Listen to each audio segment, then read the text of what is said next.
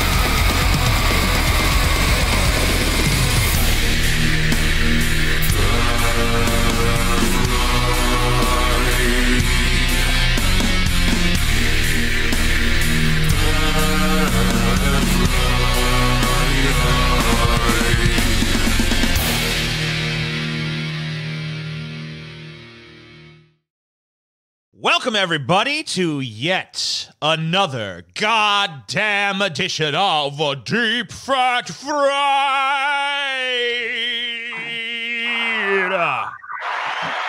Woo! I have lived times. Guys, doesn't it feel great to be on the greatest fucking podcast to ever exist in the history of podcasts? Fuck yeah, dude. Other people got to go out there and be on their shitty, like, lame-ass podcast. Like, man, I wish I was on Deep Fat Fried. You never will be, bitch. I remember recently, TJ, heard that on Joe Rogan. He's like, dude, I wish I was on Deep Fat Fried. Instead of having this $100 million Spotify deal. Yeah, dude. He was like...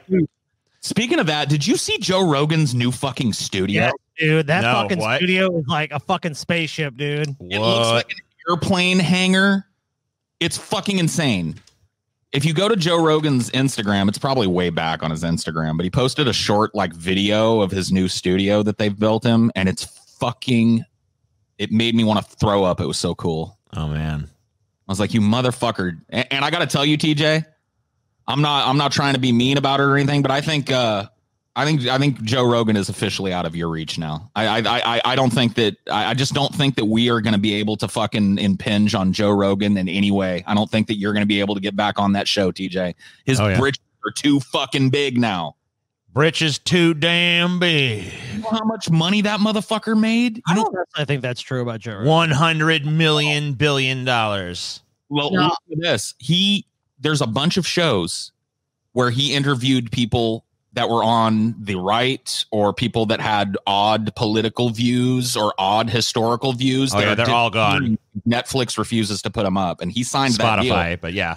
Dude, or Spotify, yeah. So Joe Rogan I think Joe Rogan has changed his mind on his platform when it comes to that, because if they're disallowing him talking to people who have certain political opinions, like in his old shows, you think they're going to let him do that on his new shows too? I don't think so. Well, TJ, I guess you technically have a line out. You could be like, yeah, Joe, bring me on your show again. Or am I not allowed? Because am I not allowed, Joe? Yeah. Am I no longer allowed here, Joe? I too controversial now, Joe? They didn't take down any of mine. I went and checked. I'm like, am I off? I'm like, I'm still on. Cool. Okay. No. Sargon's gone. Milo's gone. Alex Jones is gone. And some other people I never even heard of are gone. There's actually some people on the left that are gone too.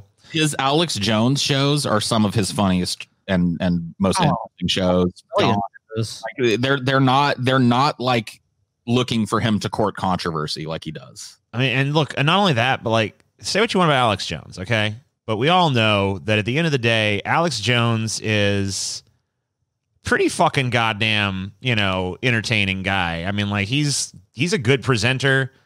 Now, obviously, he's gone a little bit, even for him, off the deep end. We saw him yelling at those kids at the fucking the park or whatever, and that was really lame. But like when he's on fire, he's got fucking top tier fucking orator skills. Set aside Alex Jones and all the stupid bullshit he's said and done. He's fucking interesting as an interview, and he has good rapport with Joe Rogan, and they play off of each other really well. Oh yeah. Why you wouldn't want that to be part of your podcasting network, I don't know. But I'm just like, I looked at the list of people, then those shows are going away, by the way, because Joe has to take his shit down off of YouTube. Right. It's gone.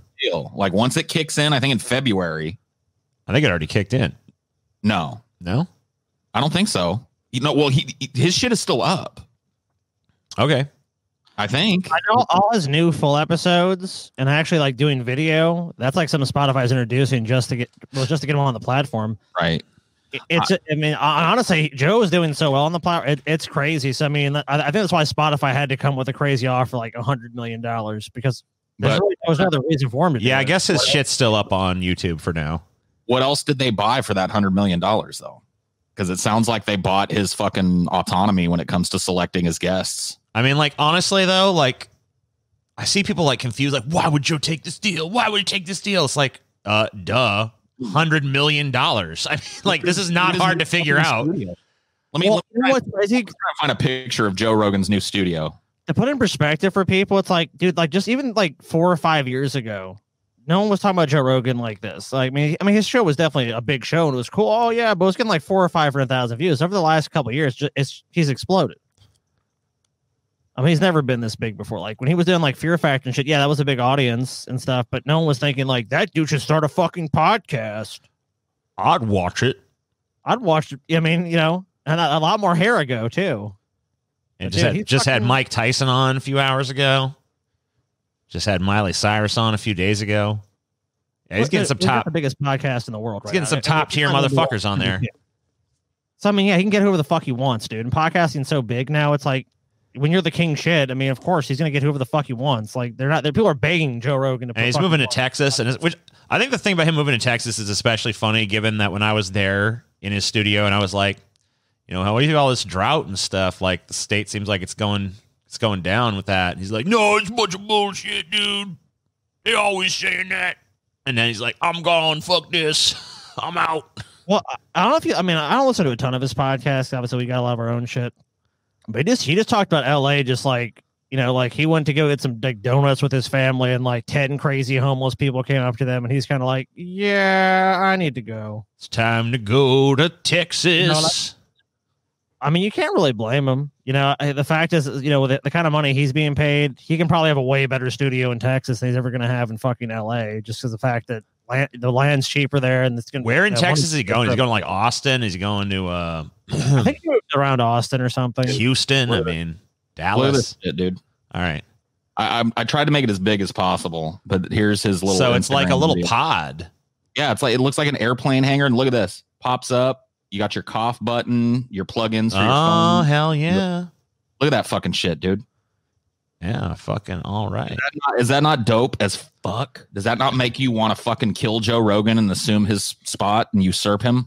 I mean, Joe Rogan might be the highest paid podcaster, but we remain the best podcasters. So, I mean, whatever. What good is being the best if you don't have $100 million, TJ? I mean, pretty much nothing, but don't worry about it. I mean, let's not mince words here. Don't worry about it, Paul. Completely worried about Joe Rogan had to do it for like. All right, you know what? I'm gonna write Spotify and see if we can get $100 million, please. Like, we also have a podcast. Best Can't we? we do with you guys. Yeah, we're gonna get that fucking Pawn Star thing. Best we can do is like 100,000. Yeah, give us hey, fuck you. Right now. If Joe's shit's worth 100 million, our shit's worth at least fucking 200 million. 200 million? Yeah, I don't think Yeah, so. I mean, we don't get as many views or anything, but like, we're just better. Come on, Yeah. Spotify. As many views, listens. This is Yeah. America not a meritocracy? We got a better show. Fucking give us more money. 200 mil. Do it. Everyone write to Spotify. Let them know. Well, he's got way more famous guests though, so that kind of just fuels his show as well. Scotty, there's no one more famous on this earth than the three of us. We're fucking superheroes. Have you seen our intro? You seen the kind of shit we can do? We have saved the world. Have you seen multiple Joe ways. Rogan? How many fucking monsters you seen Joe Rogan slay? We slay one literally every episode. I think like 13. I think I've seen him slay like 13. Yeah, that's it. 13. And then it's fucking nothing. It's nothing. Speaking of monsters, though, Paul, don't you have some monsters to show us? Yeah, I do. This episode was a lot of fun for me to pull. I love these like old because like I really it's terrifying. Look at it. Oh no, Paul. I'm so scared. You guys know what kind of creature this is, by the way? I don't know, some kind of woodchuck or something. like fucking, what the fuck is it? Like a capybara? This is a wombat. Oh, Okay. it's a wombat. Yeah. Wombat. This is a wombat, and I learned something a little interesting about wombats that I didn't know. Oh, okay. Did you know that wombats poop cubes? Yes. I didn't You've know. heard this. I had not heard this. I had not heard that a wombat poops a cube. Hmm. But apparently a team of researchers studied the digestive tracts of wombat roadkill sourced from Tasmania, as well as donated intestines from their Australian counterparts at the University of Tasmania. By emptying the intestines and then inflating them with long balloons, they revealed that the intestine stretches preferentially at the walls, meaning the elastic properties within the intestinal walls are responsible for the shape of the poop. For the longest time, as I read, woodchucks it was thought that their butthole made the poop, that it was something about the way that their butthole muscle squeezed the poop as it was coming out. But they find out, in fact, that it's inside of them. It's like their intestine that does it. This looks like Scotty. They're the only animals known to produce cube-shaped poop. And the researchers hope that better understanding of this method will help in manufacturing of goods. So they actually think that by studying the digestive tract of the wombat, they might be able to figure out a better way to like manufacture cubes. Cool. Here's a little wombat poop for you. Yeah, they fucking poop cubes. Poop cubes. Poop cube. Imagine how much more efficient our fucking toilets would be if we all just pooped in like little cubes. Yeah, we could like just stack the turds up like little building blocks. Currently, we only have two methods to manufacture a cube. Did you know this? There's only two ways to do it. We mold it or we cut it. That's it. That sounds right. Now we have a third method, says the researcher whose name happens to be Yang. I want to believe that this is Andrew Yang, who Yeah. in his free time is obsessed with cube-shaped poo. Yeah, after he lost the presidential election, he's like, I'm devoting all my time to fucking cube poop now. Yep. He says it would be a cool method to apply to the manufacturing process, how to make a cube with soft tissue instead of just molding it. So interesting little side fact about the wombat, but we're not talking about the wombat tonight. We're talking about a very, very distant cousin of the wombat. Our first megafauna that we're going to take a look at tonight is Diprotodon. You guys ever heard of Diprotodon? Fuck, dude. Diprotodon. Or Diprotodon opatum. It looks like Eeyore on steroids, dude. This is a crazy beast. This is a Pleistocene megafauna from Australia, a distant cousin. Also the largest marsupial ever to know that we know of ever to have lived. And the last of the extinct herbivorous. Herbivorous. Is that, did I say that right? Herbivorous.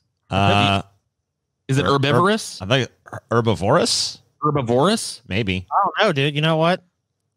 Can we look it up? We know pronounce words good on this show. Yeah, I'll look it up. You know what, dude? I don't want to look like a dumbass.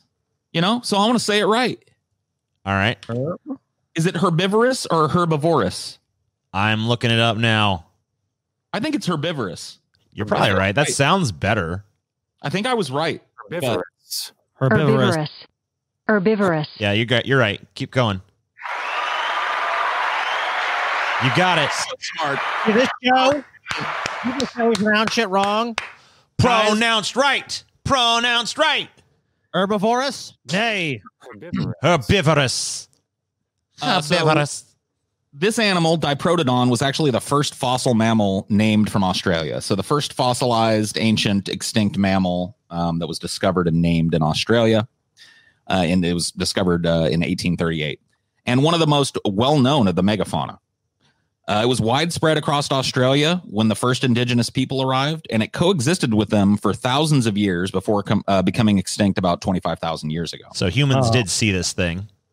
Humans lived next to many of the animals and most of the animals that we will talk about tonight. Humans or our distant cousins or ancestors. Okay. Most of these animals are going to be Pleistocene animals, and human beings were around in the Pleistocene. Okay, you ready? Yes. Ready. Like many large living herbivores, Diprotodon was heavily built, large-bellied, and a quadruped. It had an oversized skull. It was lightweight and filled with numerous air spaces inside of the skull. So probably not an incredibly intelligent animal. If a significant portion of its skull was dedicated to empty space. I like the donated. It donated skull. Some scientists believe that Diprotodon may have had a short trunk because of the retracted position of the nasal bones. I couldn't find any like artwork of them with this, but I did find a lot of scientists saying that it is possible. So we could like just imagine like a little short elephant trunk kind of thing. Yeah, it wouldn't be like long and prehensile like an elephant trunk. Think more like not an anteater. What's another like short trunked animal? I don't know. Struggling. Whatever. I'm struggling. Yep. The limbs of Diprotodon were sturdy and pillar-like. The upper limb bones were longer than the lower limb bones. The distinctive feet of Diprotodon were remarkably small for its size and were inturned, just like wombat feet. At just under 14 feet in length and up to 6,172 pounds. Ooh, fuck. Diprotodon, although massive, was smaller than either a hippopotamus, which can weigh up to 9,000 pounds, or a rhinoceros, which can get up to 7,000 pounds. But it's often compared to these because the relative size is the same. Those animals are not necessarily larger. They're just more dense than Diprotodon was. I will say this, of the megafauna I've seen, it's not one, this one if you saw, you'd be like, oh, look at it. Look at it's Diprotodon. Yeah, look at it. It's not one that kind of like scares you. Like if it fucked with you, it could kill you, of course. But it's like, it just wants to eat leaves or whatever. It doesn't give a fuck. I wanted for tonight's show to pull a good mix of both, because I'm equally, I would love to see a Diprotodon, what I mean? So I'm equally fascinated by the quote unquote gentle giants and the fucking holy shit run for the hills monsters, right? And this is obviously, from what we can tell and looking at its descendants, probably was not a vicious predator. Although it had claws and teeth that could be used to defend itself, so not a pushover. Scientists think that it was probably like a browser, feeding on shrubs and forbs. One skeleton from Lake Calabana. Fuck is a forb? It's like another type of like little scrub bush grass type of thing. I don't know. You can look it up. All right. It was probably a browser. One skeleton from Lake Calabana had the remains of saltbush in its abdominal region. I think I pulled a picture of saltbush because that's a plant that still exists. And we can kind of look at what Diprotodon was eating. I thought I thought it was just gonna be a picture of you. Yeah, I should be in there. Somebody should Photoshop me in there peeking out. Yeah. I think it was gonna be Paul's pubes. Here's Paul in his natural habitat, the salt bush.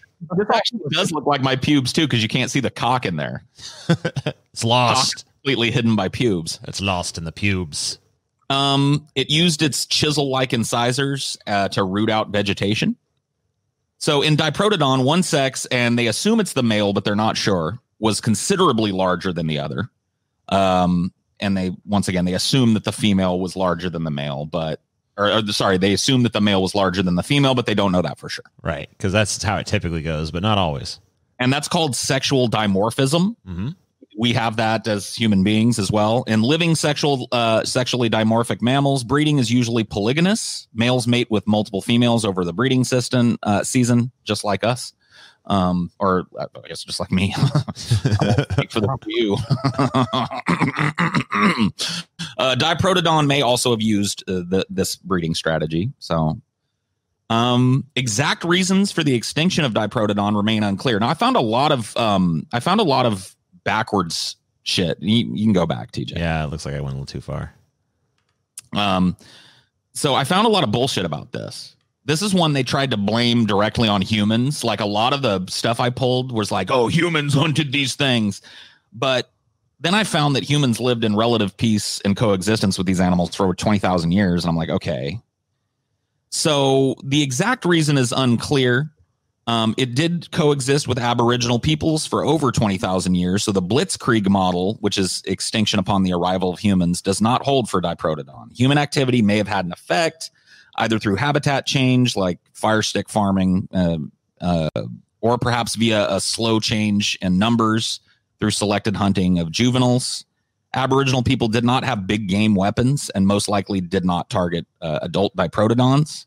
Climate change may also have been a significant factor. During the Pleistocene, Australia experienced droughts that were much worse than they're experiencing today. And much of inland Australia was barren, inhospitable, and waterless.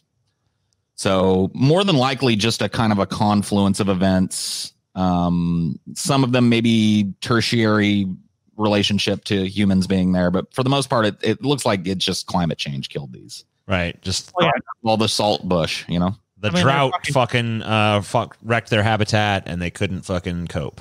You said they're about 7,000 to 8,000 pounds, or how much were they on average? 6,700 pounds or so. Yeah. So if a lot of Australia is barren, I mean, these guys need to eat a lot of food. Yes. I mean, an animal that large, I mean, hippopotamuses eat a profound amount of food, you know, and that's an animal that's roughly the same size as this. So you got to imagine. Oh, yeah. So what do you guys think about Diprotodon here?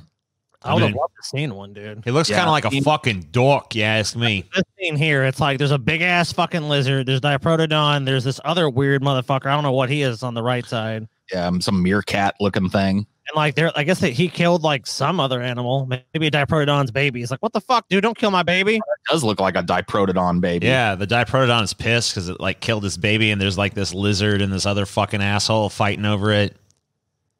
Meanwhile, these birds are fucking with him too. Kangaroo jumping around. There's a kangaroo back there, way back in the back. Fucking, like, I don't want shit to do with this. I'm out of here. There's all kinds of nature happening right here. You know what I mean? This is a fucking scene.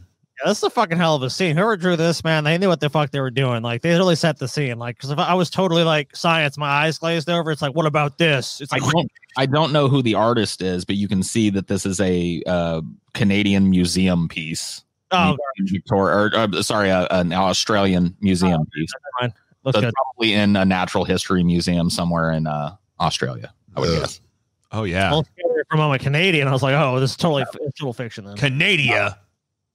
So you guys Not ready to on my move on? watch. You guys ready to see another fucking piece of megafauna? Yeah, I want to. This one better be bigger and badder. I think it is. I pulled this one just for the name. This is Dinornis. Dinornis. Yeah. Yep. So this is a moa. Have you guys ever heard of a moa? Nope. Yeah. Moas are an extinct species of flightless birds, closely related to What's like a cassowary or something? cassowaries and ostriches and blah, blah, blah. Yeah. So Dinornis, the moa, were giant birds that lived in New Zealand that became extinct at the end of the 18th century. So pretty recent extinction. We know of 15 species, among which are the largest: Dinornis robustus and Dinornis. I'm not even going to try that. Novaezelandiae. Fuck you. Fucking science. These two species reached a height of 3.5 meters and weighed about 250 pounds. It did not have wings, and it did not have the rudiments of wings even. So, it was a completely and utterly flightless bird. It ate leaves, shoots, and fruits. It's assumed the moa was hunted to extinction by Aboriginal Maori, for whom they were pretty easy prey, probably. Damn. Dinornis is, as far as we know, the tallest bird that ever lived. The females were actually the largest of the species, and they stood about 3.6 meters or 12 feet tall. Yeah, look at them. Big sons of bitches, or daughters of bitches, I guess, or just bitches themselves. And look at them. They're also the most massive bird that we've ever known about. They weighed somewhere between 510 and 530 pounds apiece. The big ones, obviously, the females. The males, a little less. Yeah, males are fucking little pussies. It's a female. It's a female-run species here.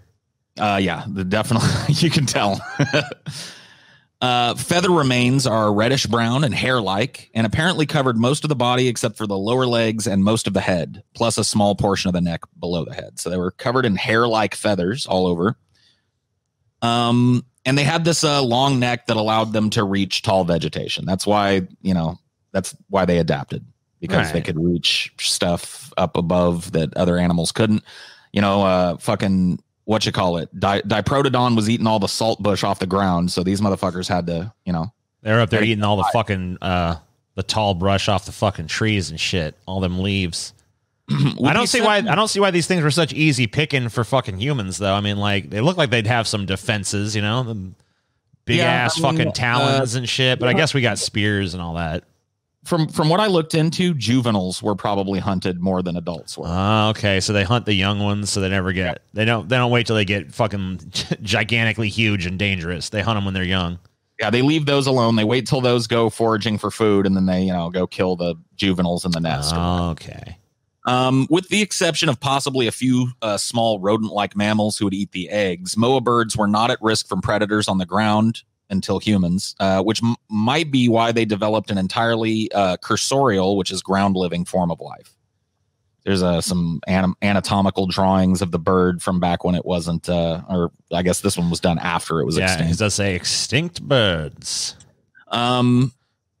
There are so these birds didn't have much to fear on the ground, but they did have something to fear in the sky. I call this one, this little section, Dinornis versus Haast's eagle. Haast. Because I wasn't even going to pull Haast's eagle, but in my research I found that these were Dinornis's biggest fucking problem for the longest time, until humans showed up and started hunting them. It's a big fucking eagle. I mean, look at that fucking eagle, dude. Yeah, look at him. That thing could snatch up a small human child. Oh yeah, easy peasy. That motherfucker could definitely eat a baby or something, like a toddler. Yeah, I make it. Yep. So wherever there were large flightless prehistoric birds, you can be sure that there were also predatory raptors like eagles or vultures on the lookout for easy lunch. That's the role of Haast's eagle, also known as Harpagornis or the giant eagle. That's the role they played in the Pleistocene in New Zealand. It would swoop down and carry off giant moas like Dinornis and emus, not full-grown adults, but usually the juveniles. Yeah, because and hatched chicks. Because a full-grown one is fucking. Those things is goddamn huge. So even that Haast eagle is not gonna be able to lift one of those. But yeah, like a young one, an egg. I mean, that thing could fucking carry that away with no problem. Again, did you already make a Rammstein joke? No, go ahead. Okay. I saw him like the Haast eagle. Yeah, the Haast eagle, dude. The Haast eagle. I know obviously nothing about it because my internet is also from the Pleistocene, unfortunately. Pleistocene internet. Damn. So the Haast eagle is the largest eagle that we've yet discovered, and as far as we know, the largest eagle that ever existed. But that doesn't necessarily mean that it's so huge that it's unheard of today in terms of birds. But they weren't that much bigger than current birds. So the adult Haast eagle weighed about 30 pounds compared to 20 or 25 pounds for the largest eagles that are alive. I mean, today. I've looked up in the sky and seen eagles that had a pretty goddamn impressive wingspan. Dude, if you go to Dollywood, dude, they have an eagle rehabilitation thing. You can just see all these eagles perched.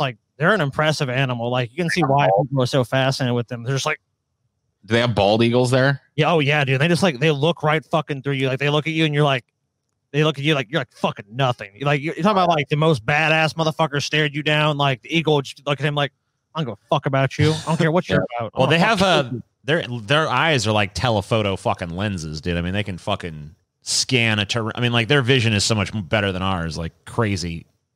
I mean, they can be up like way up in the sky, and they could fucking see like little ants and shit on the ground.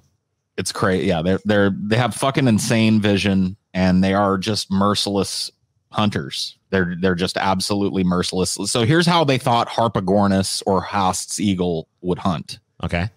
It would swoop down on its prey at speeds of up to 50 miles an hour, seizing the unfortunate animal by the pelvis with one of its talons and delivering a killing blow to the head with the other talon before or even during taking flight. Right. Damn, So it would swoop down, grab your pelvis. The other fucking claw would grab your head and snap your neck as it was fucking taking off with your body. That's how they hunted. So, well, I mean, You that's at least a little merciful, you know, because at least your death is quick. it's merciful, but it's also just like cold and immediate and calculating, and it's just like, you know what I mean? I mean, better than it taking you back to the nest alive to fucking be ripped apart. I'll tell you what, birds are fucking vicious animals. Oh, Like, God, I remember one time I was stopped at a stoplight, and there was a little squirrel. I was like, look at the cute little squirrel. And a hawk just like literally swooped down, like killed the squirrel, grabbed it. He like looked at me and went, and was just gone. I was like, damn. They don't give a fuck. They don't give a fuck. They're just like, this is food. That's it. You die now. So unfortunately, the little dance between the Haast's eagle and the giant moas that we looked at earlier had to end, because when the moas disappeared due to human hunting, and I picked this one for you, TJ. Cool. I don't know that this is the actual size of a Haast's eagle, but it's not a great booty, but it is I a just booty. saw it there. You know, I mean, it's like, who even thinks to put this together? You know, it's like, all I was right. like, cool. Booty and a Haast's eagle. But yeah, once the moas started disappearing, that was their main source of food, and so the Haast's eagle basically went extinct when the moa did. Aw. Which is kind of shitty. But what are you gonna do? Yeah, you nothing. You gotta fucking rape the planet. You gotta do what you gotta do. You know, if the planet needs raping. Haast's eagle's flying around like, man, wish I could have some moa right about now.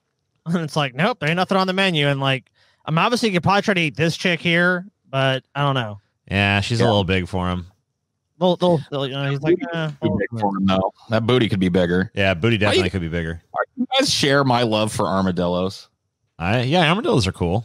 they're a I cool love- animal. I love armadillos. This is like a 9-banded armadillo. This is not the kind we have around here. This is the only kind that actually roll up into a ball. The kind we have around here, I think, are the 3-banded armadillos, and they don't roll up, but they're still adorable. Well, they still cute. look cool. They're awesome. They're barrel-shaped animals covered with natural armor. In fact, the name in Spanish means little armored one. So armadillo. means Armadillo. little armored one. Hell yeah. The armadillo's armor works well against most predators, but not against cars. They're known as hillbilly speed bumps for their tendency to get run over by vehicles. Oh, I've That seen is so true. many dead armadillos around here. It's just ridiculous. Yeah, they're not too smart about avoiding cars. We've got a little family of armadillos that lives right outside of where so we see them at night sometimes foraging around. Sometimes in our old house, when we were all living in the tinderbox, there was armadillos that would come around in the backyard sometimes. they lived under our house. Yeah, they'd come out, and they were pretty cute. Yep, they're adorable. They're awesome. They do carry a lot of diseases, I understand. Yeah, they but- do carry leprosy and some other diseases, so you shouldn't touch them. But But you know, they're hey, cute. you know, they ain't going out of their way to touch any humans. So you know, they're still. Yeah, Not, I remember the time with our parents' house, the demon cat, which was some giant feral cat that lived around their house, the armadillo and the raccoon, all eating the Chinese food. Like before they had Rebel, their dog, they just put food out. They're like, yeah, let the animals eat it. Yeah, the leprosy claims are true, Yes. but a little overblown. A lot of people yeah. keep armadillos as pets, and they're very safe pets to have for the most part. The reason that they are prone to carrying leprosy is because their ambient temperature is low, way lower than an average mammal. It's like 78 degrees or some shit. Yeah, that is pretty low. Yeah. And so that allows for that. But we're not here to talk about armadillos, but a distant cousin of the armadillo. Yeah.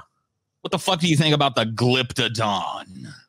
the Glyptodon looks pretty fucking badass. Anyone I've ever hated in my life that was male, I want his tail to work, that fucking tail to work their balls like a fucking speed bag, dude. Oh my god, dude. These things probably would have been so badass to look at. Look at him.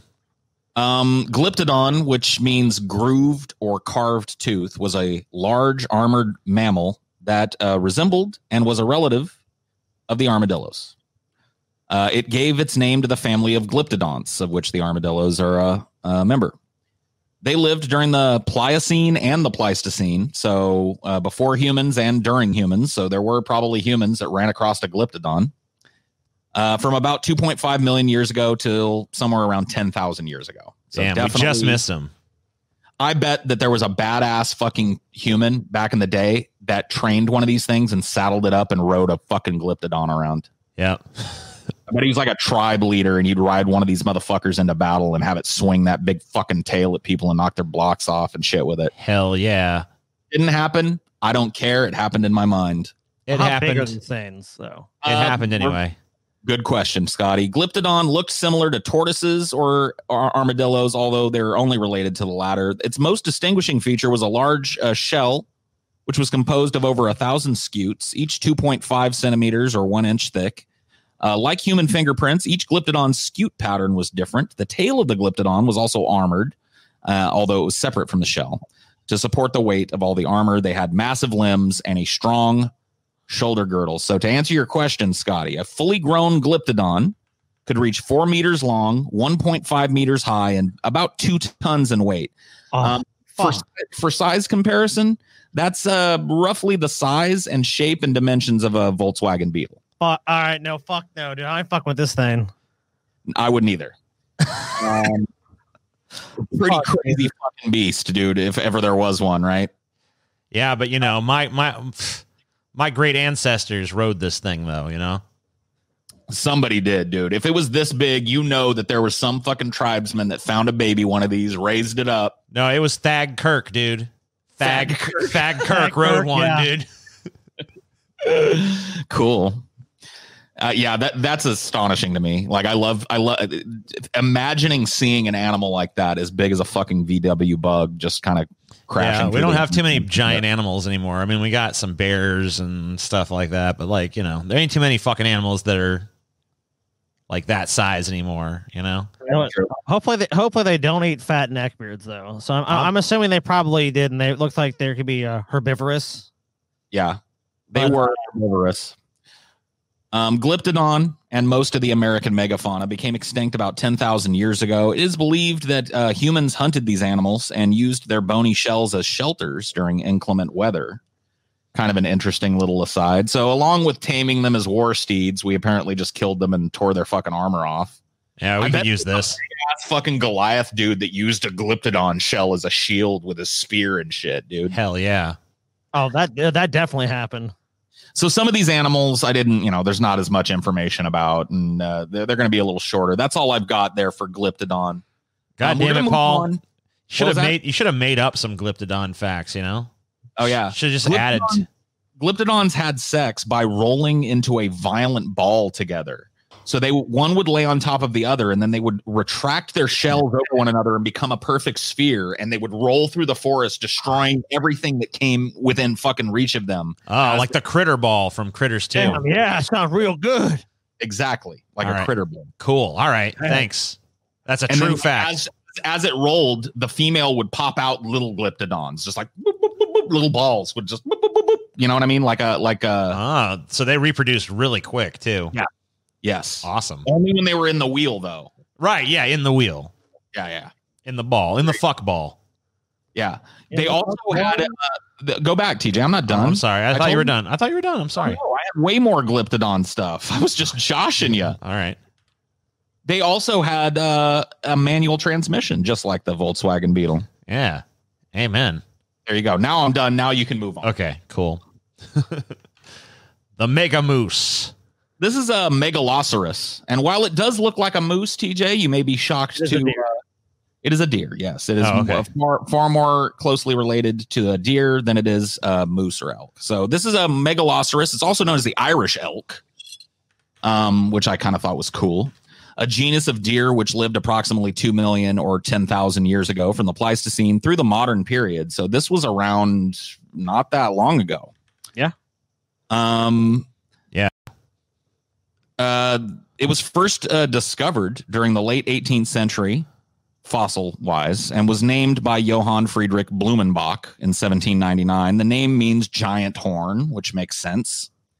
If you look at Megaloceros fossils, you'll quickly realize that this animal looks like an elk with an extremely large set of horns. However, that's not entirely accurate.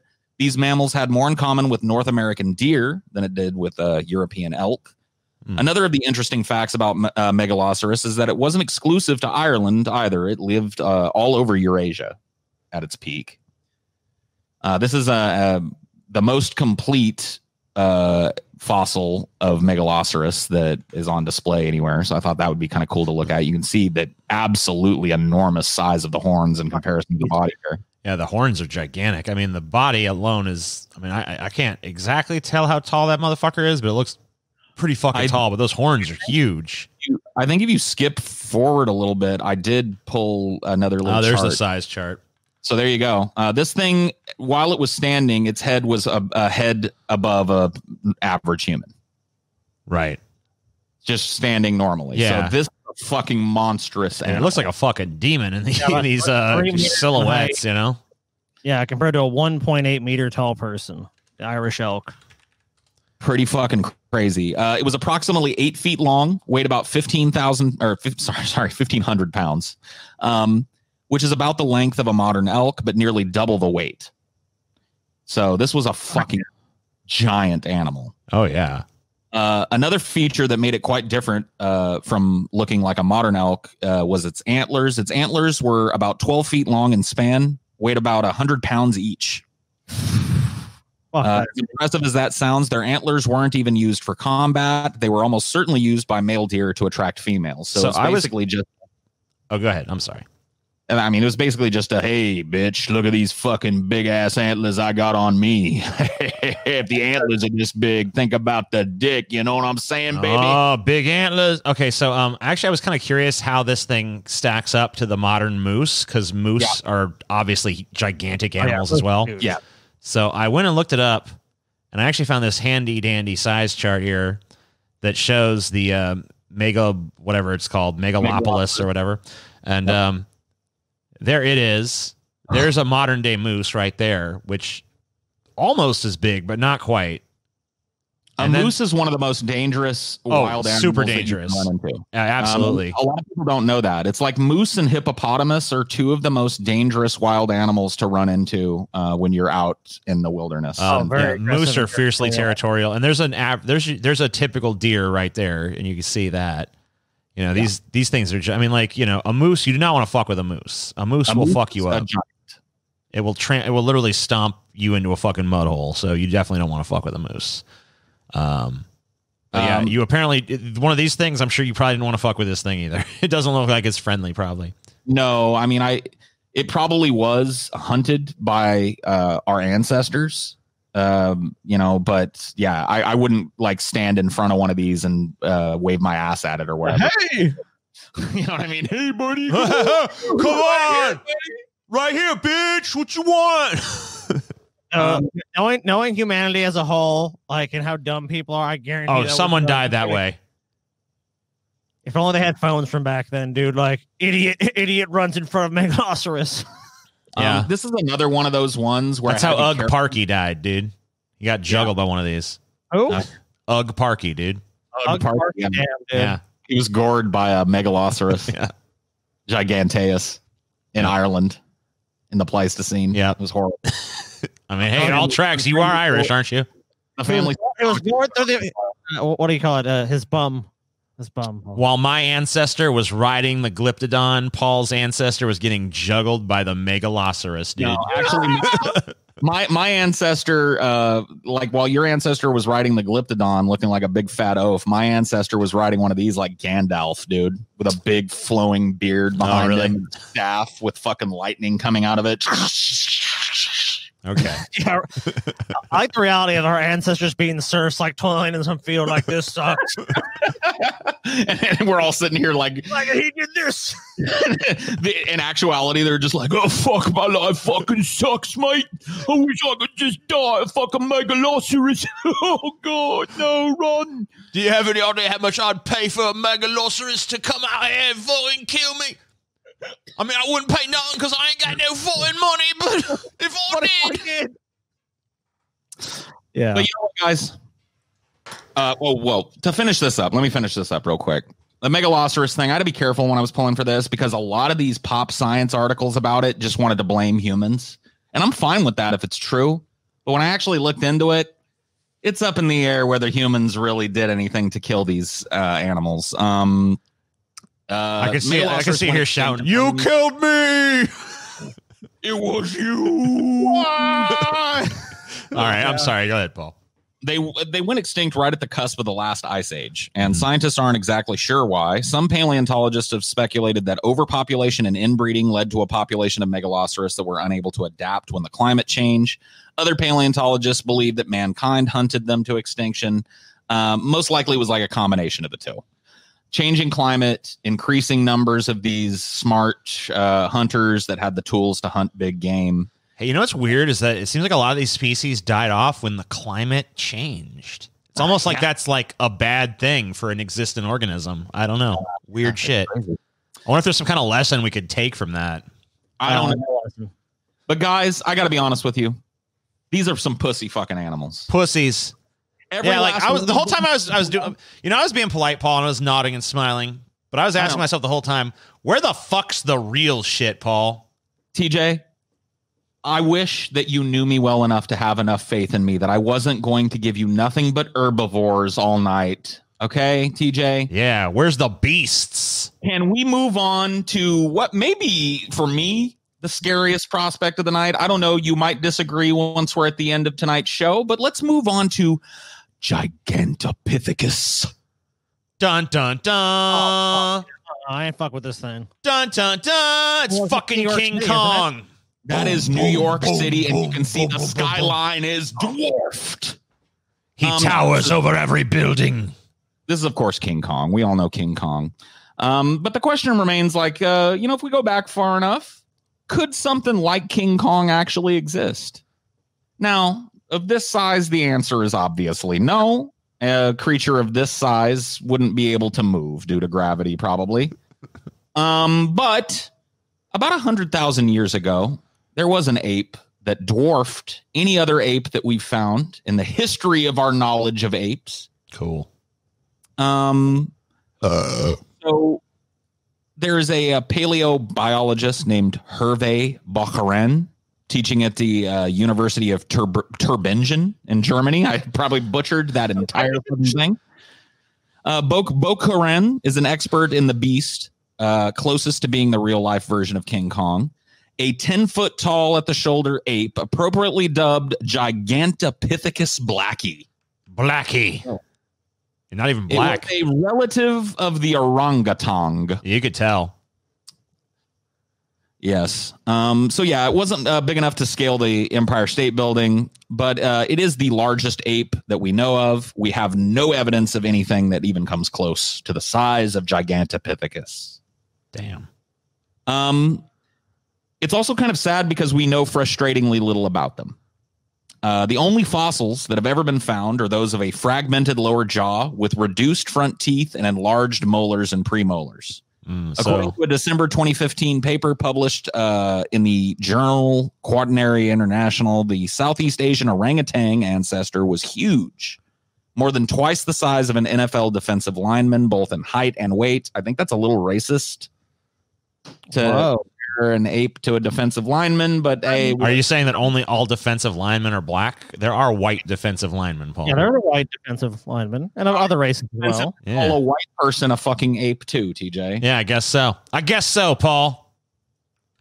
It ate plants for the most part. It was an insanely powerful beast.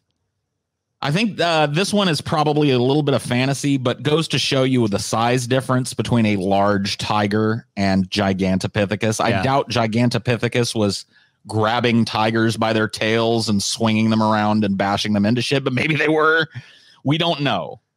We honestly don't know that. This animal, there are more questions than answers when it comes to Gigantopithecus.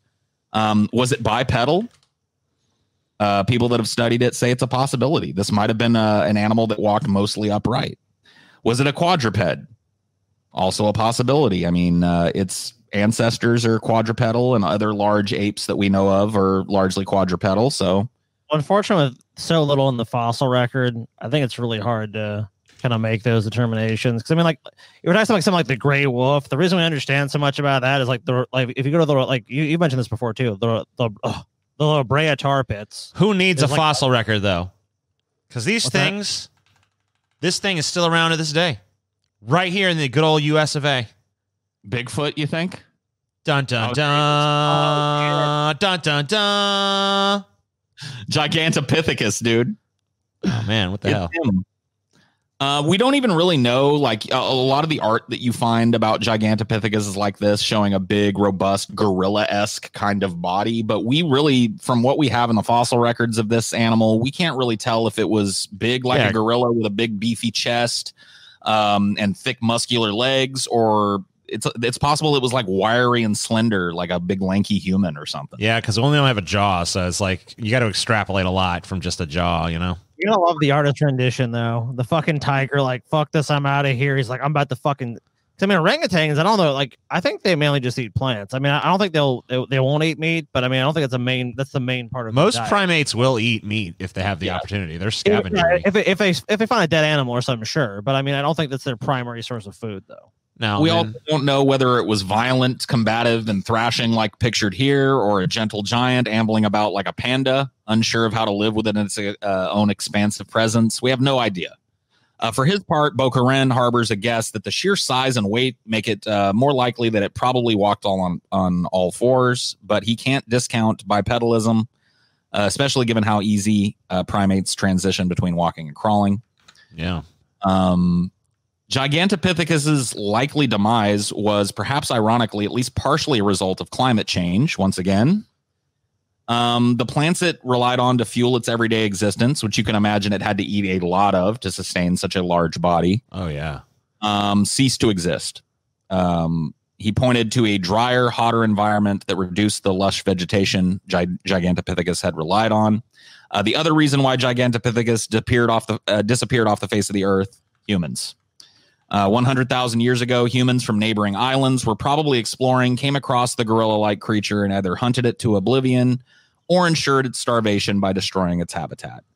It's a story that oddly lives out today, acting as a warning signal, once again, for the power of humanity to permanently destroy what's natural and create fear where there may be none. But I gotta say, when it comes to the animals in this, I'm not rolling the dice on fucking Gigantopithecus Blackie here, because look at that motherfucker. Do you want to be walking through the jungle and bump into one of those? Yeah, I'm kind of glad. I'm kind of glad we took care of this thing. You know, you know what I mean? Like humans, you want to take a chance? Humans saw it. We're like, hey, you seen this Gigantopithecus motherfucker? We got to take that son of a bitch out. Like, there's no way people saw this thing and anything but like.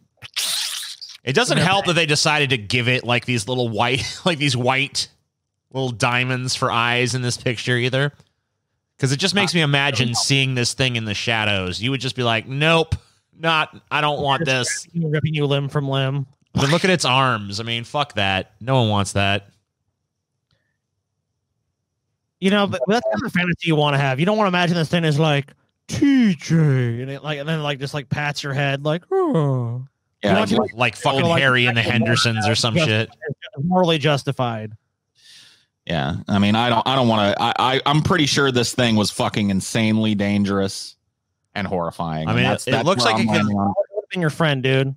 It looks like it could literally just grab that dude around his midsection with one hand and just like crush him like a fucking tube of toothpaste. So, or just pull him in half. You know, just like two-handed, just like. Yeah, but I'm talking even just one-handed. You can just go. Probably. All the guts fucking shoot out of your fucking mouth. Your fucking heart and lungs pop out of your fucking mouth. All your intestines shoot out your ass. You're just fucking dead. You just hold the fucking. Kind of a Mortal Kombat character, so we can see that. Yeah, we need G Blackie to be in the next Mortal Kombat. Get on that. Blackie wins flawless victory. But, maybe this isn't the one that scares you guys the most. We've got some more scary animals to cover. This is Ursus spelaeus, or the... I mean, regular size bears are already scary enough, so... Yeah, this is the cave bear. A really interesting animal. We'll get into it. It's by far one of the most common Pleistocene mammals in the fossil record, thanks mainly due to its behavior frequenting caves. In fact, the fossils of Ursus spelaeus are so numerous that in World War I, the German army used them as a source of phosphates. Wow. Oh, shit. There are just tons of them. I mean, and it's kind of a mystery as to why there are so many of them found in one place. The huge numbers of cave bear fossils in caves that have been documented to represent thousands of individuals to a single cave strongly suggests that this bear regularly spent its time in caves, perhaps returning to rest after foraging. Bears that we know today, by contrast, only really go to caves during hibernation, and they sleep outdoors during the warmer months. The immense number of Ursus spelaeus fossils in certain caves has also led to a theory that these bears may have actually lived in social groups. Although in-depth study of the layers and dating has suggested that the remains are of single individual bears building up over the course of the Pleistocene. So kind of the fossil record really doesn't bear that out. They were probably solitary or semi-solitary, moved in very small family units. But they probably, like the family, it sounds like maybe the family members inherited the caves, or caves just changed ownership regularly. Probably so. Because, I mean, like, if it was some big event, they all would have been dated from roughly the same time. So they probably just lived in these caves for millions of years or however long they existed. Yep. So as older remains, they also think that these bears, being opportunistic omnivores, might have eaten their dead. And so that might explain a lot of they might have dragged dead members of their own species back to the caves to eat on them and when times were hard.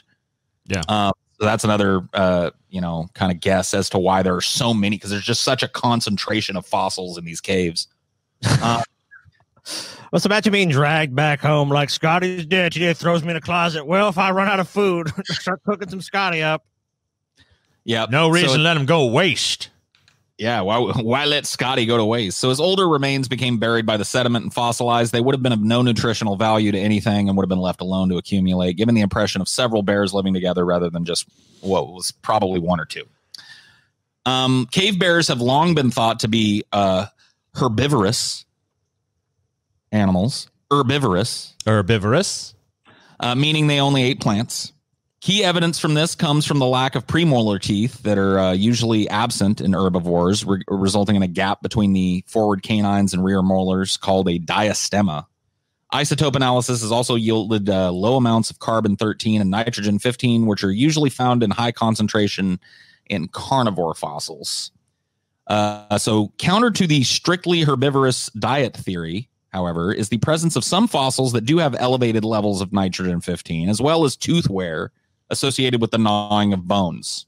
So once again, just like modern bears, opportunistic omnivorous animals, right? Yeah. Additionally, some cave bear fossils also have tooth marks on them that seem to have been caused by others of their own species. Not only does this suggest, like I said, that the cave bears occasionally ate meat, they probably scavenged their own dead bodies. This is why Ursus spelaeus is today considered by most to have been an opportunistic omnivore. Ultimately, as a species, cave bears seem to have succumbed to the effects of habitat loss, as by only living in caves, these bears would have only ever had a set amount of areas available to them. However, as the Pleistocene was reaching its final stages, Neanderthals were beginning to become way more common, and these primitive people also used caves for shelter. Inevitably, one species would have to give way, and it was the cave bear that lost out to the greater numbers and intelligence of the Neanderthal. Yeah, so the Neanderthals are like, all right, this cave is pretty useful as shelter, but we got to fucking run this bear out of town first. Yep. But there's an interesting twist to this, and I really think this is cool. Despite the fact that they seem to have taken over, Neanderthals also seem to have held cave bears in very high regard. There are several burial sites in Europe where the remains of several bears have been assembled in pits and then covered with stone slabs. Perhaps the most famous site is Drachenloch, Switzerland, where 7 cave bear skulls were found arranged to face the front of the cave, while 6 more were placed in recessed notches in the cave wall further in. Further remains were found bundled together along with skulls of a 3-year-old juvenile bear that had its cheek pierced by the leg bone of another juvenile bear. Although some researchers claim that these are natural occurrences, there are a great many others who believe that remains like these are those of an ancient bear cult amongst the Neanderthal. Might have been like a proto-religion amongst the Neanderthal. They might have revered these animals. Isn't this the premise of the 13th Warrior? Protector spirits or whatever the fuck. I mean, it's hard to get into the headspace of a Stone Age primitive ancestor of ours, but there's some strong evidence to suggest that even though the Neanderthals were likely responsible for the disappearance of these bears, that they also like revered them in some pseudo-religious way. There's actually an old movie, I don't know if you've seen, starring Daryl Hannah, called Clan of the Cave Bear. Have you heard of this movie, TJ? I've never heard of it. You know, I've seen some of those old like caveman movies and shit, but Actually it's a really disturbing movie, but it is a movie about a Homo sapiens woman who is kidnapped by a Neanderthal tribe who worship cave bears. right. Yeah. And pretty cool. I think the next picture there. But here's a size comparison because I know everybody wants to know that. Oh, yeah. Imagine our fucking ancestors. And by the way, Neanderthals were not all that. They weren't tall animals. Right. So Shorter than us today. Yeah. I believe. So yeah. think about them facing off with one of these for its home. Right. No, fuck that. You know what I mean? But no guns, no dynamite to throw in there, no grenade to roll into the fucking cave to cause a cave in and kill whatever's in there. Nope. You had like a stick with an obsidian arrowhead on it or some shit. Bad bear, bad. Thing. Yeah, but you got 10 humans, dude. 10 humans versus one of those, then the humans win. You got to imagine, though, a lot of times it took one or two of those fucking humans with it. Yeah, I mean, like there was probably a lot of humans that ended up dead in those raids. Well, you know what'll happen too? It doesn't necessarily have to kill you right then. It just scratches you or something. It's like, oh, okay, yeah, I'm fine. Get infected, you're dead. Infected, dead. So This is the movie Paul was talking about. Clan of the Cave Bear movie. I recommend it. It's a little disturbing. I guess trigger warning rape is all I can say about it. There's quite a bit of that, but it's a cool flick. It's a very strange movie, and not a lot of people talk about it anymore. It's like an 80s movie. I've seen it a bunch of times. It's good. Yeah, I've definitely seen this cover before. And this is a redone cover. I think the original cover was more caveman like or whatever the fuck, but she does wear this in a religious ritual, a cave bear religious ritual in the film. So kind of cool. Let's move on to another giant beast. The giant Paul. Look at it, TJ. Doesn't it fill you with fear? Of course it doesn't. It's adorable. The mega sloth. If I was a leaf, I'd be filled with fear. Yes, if you were a leaf, you would be filled with fear. Leaf, I'd be filled with fear. Oh, this is Or perhaps a little caterpillar who was taking a rest upon a leaf. dead. Present-day sloths are relatively small mammals. They are less than a meter in length. They average around 5 kilograms in weight and spend most of their time suspended from the branches and trees. And they currently only live in Central and South America. Sloths are notable for their low energy levels. They are me. Slow, deliberate movements. They are me. They're part of a larger group known as Xenartha, which includes their distant relatives, the armadillos and anteaters. So we're back in the armadillo range with this next one. What about this motherfucker? This beast may not look very imposing at first, but let's learn a little bit about the distant cousin of the giant sloth, known as Megatherium, which is actually Greek for giant beast. Cool. So you know that, if they reserved the fucking name Megatherium for this thing, there must be a reason, right? Giant beast. Megatherium is the poster genus for the giant megafauna mammals of the Pliocene and Pleistocene epochs. This prehistoric sloth was as big as an elephant, about 20 feet long from head to tail. It weighed in the neighborhood of 2 to 3 tons. Fortunately for its fellow mammals, the giant sloth was restricted to South America, which was cut off from the Earth's other continents during most of the Cenozoic era. And thus it bred its own particular assortment of plus-sized fauna, a bit like the bizarre marsupials on modern-day Australia. When the Central American Isthmus formed about 3 million years ago, populations of Megatherium migrated north into America. Cool. So let's see here. I said the size of a fucking elephant, 2 and 3 tons. What happened here? Did I just like? I think I did. I think I just like accidentally copied and pasted 2 things twice. Did I? Oh, Paul. You crazy, Damn. Paul. You crazy. I copied and pasted 2 things twice. It says the same shit twice. Paul's ego. What have you done? It's okay. I know a lot about these animals, so we can talk about them. Megatherium actually were the first animals to have speech. This is well known. They had a full language. They would write, and in fact invented a plant-based telephone that they would use to keep in touch with the different herds. So very forward-thinking animals. Wow. They invented the alphabet, I'm sure, as well. How far did they get? Did they get to the internet level or just like telephones? They were also ferocious predators. I mean, you look at those claws. I mean, you think a modern day sloth is docile, but these were not docile beasts. They would basically snatch anything they wanted with those giant claws and feast upon it with their slithering tongues. They have those tongues, by the way. You see the tongue hanging out there, guys? Yes. Mhm. Because they didn't really eat meat as much as they just drank the fluids from things. So they're kind of vampiric. spider. They'd grab you with the claws and kill you, and then use one of the puncture wounds to just slurp your innards out until there was nothing but a husk left. So I love it. humans occupied the American continent starting from between 15 and 30,000 years ago, and the last of the giant sloths disappeared from the mainland about 10,000 years ago. This leads to the assumption that these animals were probably hunted. They were probably easy prey because they, like modern relatives, moved very slowly. But Jesus Christ, look at the size. Yeah, if they were I fast, can't we'd have been imagine killing fucked. one of these things. It's just like trying to kill you, and it's like, I mean, I don't know how slow they had to move. They probably were slow, but man, dude, our ancestors had some big brass cojones, dude.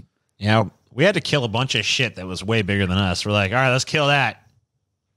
Dude, none of it. There's nothing in the world even close to this that we would have to face anymore. You know what I mean? There's like elephants and shit, and that's the closest thing we got.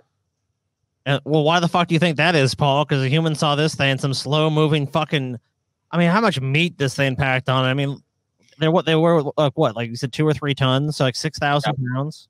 Yeah, two to 3 tons. Yeah, Try beat good tonight, motherfucker.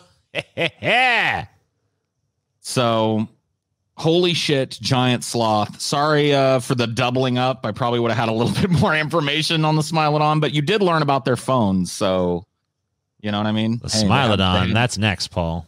they had This is the plants, Megatherium. Smilodon is next. Yeah, you're right. I let's just move. Let's just, you know what? Go, plow on, we plow, forth. Wow, we must go forward. Is this the Smilodon? Or is No, this still the this is not sloth? the This is Smilodon. still the This is yet sloth. another picture of Megatherium. Oh, I like the Smilodon. He's a friend. He's a friendly guy. TJ, the Yeah. Smilodon was not a friendly guy. He looks friendly. Smilodon was not a friendly guy. TJ. He There's looks nothing friendly. about him. He looks friendly. Why does he look so friendly? He's smiling. Hey, you're Got smile right in his name. He's probably the most famous prehistoric mammal, and the best known saber-toothed cat, of which there were many. Smilodon is probably the one that people are most familiar with. He's a kitty cat. They were commonly known as the saber-toothed tiger. It's not even really closely related to a tiger or other modern cats. Smilodon lived in the Americas during the Pleistocene epoch. Once again, till about 10,000 years ago when everything else disappeared. Yeah, that's when we killed everything. So 2.5 million years is when they kind of showed up. And then 10,000 years ago, they just disappeared. For some reason, they were fine for 2.5 million years, and then they just poofed. Poof. Gone. Oops. Sorry. Whoopsie daisy. The genus was named in 1842 based on fossils found in Brazil. These 3 species are recognized today: S. gracilis, S. fatalis, and S. populator. So we can take a look at those, I think. Okay. A scale of those in the next picture. I like him. I love how this human is just like waving, like, what's up, you guys? Like, there's 3 crazy ass saber-toothed cats about to kill you, dude. You need to fucking run. So the smallest of these, Smilodon gracilis, would fuck you up 7 ways from Sunday. Yeah. Mountain lions are something that I actually had a brush with once. I don't know if you've ever had a brush with a wild big cat of any kind. Yeah. I will tell you that it was one of the scariest fucking things that ever happened to me. It didn't come close to me. I saw it cross a fucking nature trail that I was walking my little dog on with my ex-wife with a kitten. And I know that if I had been walking slightly faster, I'd be a dead fuck. Because especially if you catch one of these things while it's got a cub with it, you're donezo. And that's a mountain lion, right? They're, Yeah. I think the biggest mountain lions might be around the size of Smilodon gracilis here. Then you go all the way up to the top to Smilodon populator. Yep. And you get the idea of how fucked you would be if you ran into one of these basically things. Thundercat from fucking not Thundercat. What's the name of the fucking He-Man's fucking Battle Cat, dude? Oh yeah. It's fucking Battle Cat size, dude. Oh, was that his name, Battle I Cat? think his name was Cringer, which is pretty funny when he wasn't Battle Cat, but I think when he transformed, he was Battle Cat. Cringer? Pretty sure, because he was like, his whole thing was like he was like scared of shit. Oh, let's see. He's like a Scooby-Doo-esque sort of like. And said, "I have the power." Yeah, Battle Cat, dude. Motherfucking Battle Cat. He's not he's kind of a little saber-toothed. A little. He's not really quite though. I mean, in some of this art, he's more saber-toothed. Yeah, it kind of depends on the artist rendition, I guess. That's pretty sabery. Yeah, but Battle Cat's pretty dope. The largest collection of Smilodon fossils has been obtained from the Rancho La Brea tar pits in LA, California. And once again, like if you're ever in LA and get the chance, I can't recommend highly enough that you visit the La Brea tar pits. It's some great fossils there, a pretty awesome museum. There are Neanderthal fossils there, tons of saber-tooth fossils, tons of woolly mammoth fossils, dinosaur bones. They found one of the most complete T-Rex skeletons ever in the Rancho La Brea tar pits. So it was definitely a feature that was around for a long time and sucked up a lot of animals and preserved their bones pretty well. So yeah, I mean, they had horrible deaths, but you know what? For posterity's sake, it was cool. So Smilodon in general was about the size of the biggest of the modern big cats, but it was more robustly built than them. It had a reduced lumbar region, high scapula, short tail, and broad limbs with relatively short feet. Smilodon is most famous for its relatively long canine teeth, which are the longest found in any saber-toothed cat, about 11 inches long. This is a picture, by the way, of the La Brea tar pits. They've actually got these kind of like full-scale models of animals dying in the pits, which is pretty cool. Yeah, I love the little baby elephants. Like, no, please, no. The other one, like the dad stuck in the tar pit. The baby is like, "What the fuck?" And the mom's like, "See ya." Yeah, mom's like, "Eh." Dad. I think the mom pushed the dad in, dude. Their canines, actually, a lot of people think their canines were like daggers, but they were actually pretty fucking fragile from what I could find. They were not like as solid as a lot of people think that they were, and they were a lot more prone to breakage. Ow. A lot of Smilodon fossils are found with these broken canine things, and it looks like they went ahead and lived into adulthood with it. Like a lot of them look like they lost them earlier on in their lives and then went on. So they may not have been totally necessary for these animals to bring down the prey that they needed. But the teeth themselves are very highly specialized. They're actually serrated on the inside edge. Wow, I didn't know that. There's a fine serration on the front and back side, actually, of these teeth. The skull was robustly proportioned and the muzzle was short and broad. The cheekbones were deep and widely arched. The sagittal crest was prominent and the frontal region was slightly convex. The mandible had a large flange on each side of the front, and the upper incisors were large, sharp, and slanted forward. Along with most of the Pleistocene megafauna, Smilodon became extinct around 10,000 years ago in the Quaternary extinction event. Oh, shit. Is that taking down a fucking a giant sloth there? It's taking down or is that yeah, that's the first one we looked at. Yeah, Diprotodon. Yeah. It's fucking it up. Now we know what happened to fucking Diprotodon, man. It's actually either a diprotodon or a megatherium. It looks like it might be a megatherium with the claws. It looks like it might be a Yeah, I'm giant kind of I'm not sure, but it's definitely one of them or something damn similar. So, a 2012 study of Smilodon toothware found no evidence that they were limited by food resources. Other explanations include climate change and competitions with humans who entered the Americas around the time Smilodon disappeared. Shocking. Another shocking. God, it's just like we arrived and like everything died. It's just fucking crazy. But most likely it was a combination of several factors: climate change, habitat depletion by other species, prey depletion by other species, and hunting by humans. No, I say we did it all. It was just us. And that's what I've got for us tonight. That's our look at some of the crazy megafauna that lived. You know, I was going to pull some underwater ones too, but I thought I'd make that a separate episode if people liked this, because hell yeah, some of the shit that lived underwater is even fucking more insane than this. I mean, there's still crazy shit underwater. Yep. Although, but I had a lot of fun pulling this one. I don't know if people had fun watching it, but if you did, let me know in the comments. If you didn't, also let me know in the comments. Yeah, let Paul know if his episode rocked or if it sucked or if it was somewhere in between. Just know that I am a dyed-in-the-wool contrarian, so no matter what you say, I'm probably going to make a second one. Like, if everybody goes, boo, I never want to see another one, that a guy like me is going to start working on it immediately. If anything, if you guys hated it, the best strategy would be to tell Paul you loved it and you'd like start demanding an immediate sequel, and then it'll never happen. Paul, please, come on, man. You got to make the underwater one. Paul, please. Paul will be like, fuck these people. I hate them. Paul, please. The episode just got pushed back 6 months, fellas. Paul be like, I ain't never making that underwater when these fucking pieces of shit keep bothering me. I hate it. No, cool episode. I like these giant fucking creatures, man. It's kind of cool to think of an Earth before, things got so tamed and civilized. It's kind of one of the reasons why I like 2020 so much, because it feels like we're losing our grip. Does it feel like we're returning to a wilder and more untamed existence? Yeah, it kind of does.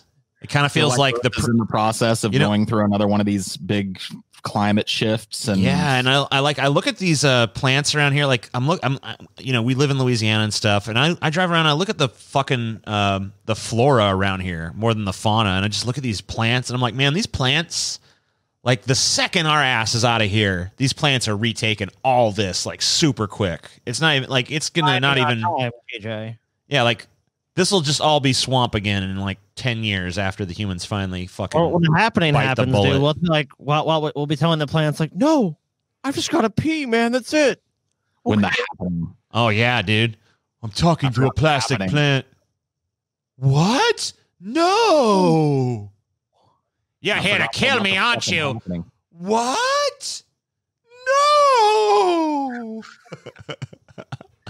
Dude, Mark Wahlberg is so bad in that movie, dude. It's unbelievable. When the plants decide to kill us all. Oh, that movie. Have some carbon dioxide, humans. Mark Wahlberg sucks in pretty much everything he's been in, except for The Departed and Boogie Nights. That's about it. Yeah. Those are his two good movies. But I mean, he really sucks in The Happening. Like, remember, guys, he almost stopped 9/11. Oh my God, yeah, I forgot about that. Mark Wahlberg almost stopped 9/11. Everyone remember that. Mark Wahlberg, if he'd been on that plane, 9/11 would not have happened. The towers would stand. How come Mark Wahlberg doesn't have a section in this episode? He's a megafauna, right? Megafauna. Should have tossed him in there. The Wahlberg. Unlike other human beings, the Wahlberg has 3 nipples. I love it. All right. That's my favorite Mark Wahlberg fact, that he has the triple nipple. Oh, that is true, isn't it? Yeah, Fuck, we should do an episode about Mark Wahlberg at one point. Maybe we should put Mark Wahlberg and megafauna. Yeah, we should put him versus something. Mark Wahlberg versus, maybe we can put him versus one of these animals, Versus all of them. Yeah. Just put him up against, that should have been this episode. Oh well, whatever. Next Hindsight's 2020.